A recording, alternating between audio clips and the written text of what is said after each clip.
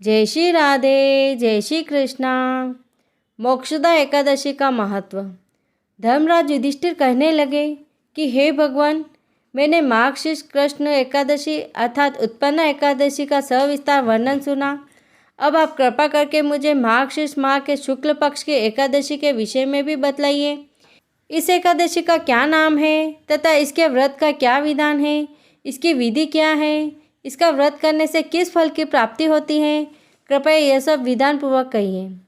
भगवान श्री कृष्ण बोले, मार्गशीर्ष माह के शुक्ल पक्ष में आने वाली इस एकादशी को मोक्षदा एकादशी कहा जाता है।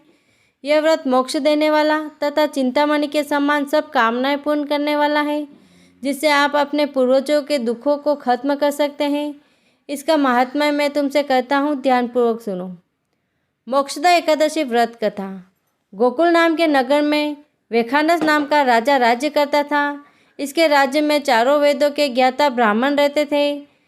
वह राजा अपनी प्रजा का पुत्रवत पालन करता था। एक बार रात्रि में राजा ने स्वप्न में देखा कि उसके पिता नरक में हैं। उसे बड़ा आश्चर्य हुआ। प्रातः वह विद्वान ब्राह्मणों के पास गया और अपना स्वप्न सुनाया। कहा, मैंने अपने पिता को नरक में कष्ट उठाते देखा है। उन्होंने मुझसे कहा कि हे पुत्र, मैं नरक में पड़ा हूँ, यहाँ से तुम मुझे मुक्त कराओ। जब से मैंने ये वचन सुने हैं तब से मैं बहुत बेचैन हूँ। चित्त में बड़ी अशांति हो रही है। मुझे इस राज्य, धन, पुत्र, स्त्री, हाथी, घोड़े आदि में कुछ भी सुख प्रतीत नहीं होता। क्या करूँ? राजा ने कहा, हे ब्राह्मण देवताओं, इस दुख के कारण मेरा सारा शरीर जल रहा है। अब आप कृपा करके कोई तप, दान, व्रत आदि ऐसा उपाय बताइए जिससे मेरे पिता को मुक्ति मिल जाए। उस पुत्र का जीवन व्यर्थ है जो अपने माता पिता का उद्धार न कर सके।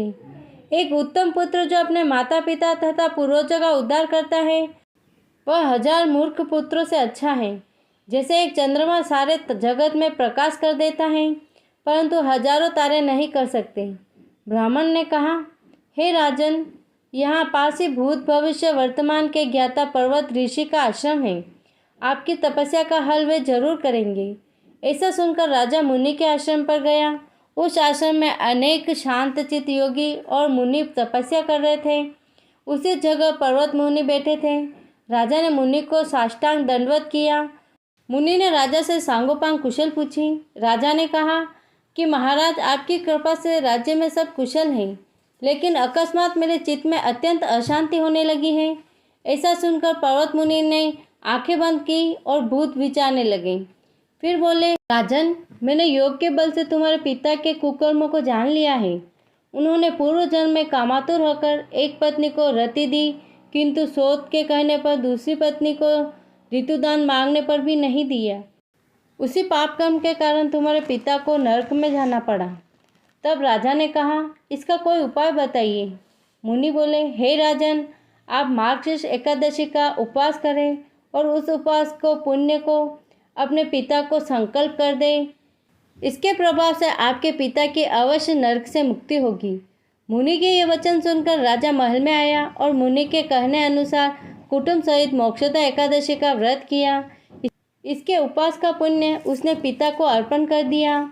इसके प्रभाव से उसके पिता को मुक्ति मिल गई और स्वर्ग में जाते हुए वे पुत्र से कहने लगे, हे पुत्र, तेरा कल्याण हो। यह कहकर स्वर्ग चले गए। मार्गशीर्ष मास की शुक्ल पक्ष की मोक्षदा एकादशी का जो व्रत करते हैं, उनके समस्त पाप नष्ट हो जाते हैं। इस व्रत से बढ़कर मोक्ष देने वाला और कोई व्रत नहीं है। इस दिन गीता जयंती मनाई जाती है। साथ ही यह चतुर्मास की एकादशी कहलाती है। अतः इस एकादशी का महत्व कई गुना और भी बढ़ जाता है। इस दिन से गीता पाठ का अनुष्ठान प्रारंभ करें तथा प्रतिदिन थोड़ी देर गीता अवश्य पढ़ें। इस दिन तुलसी की मंजरी व धूपाती से दामोदर भगवान की पूजा की जाती है।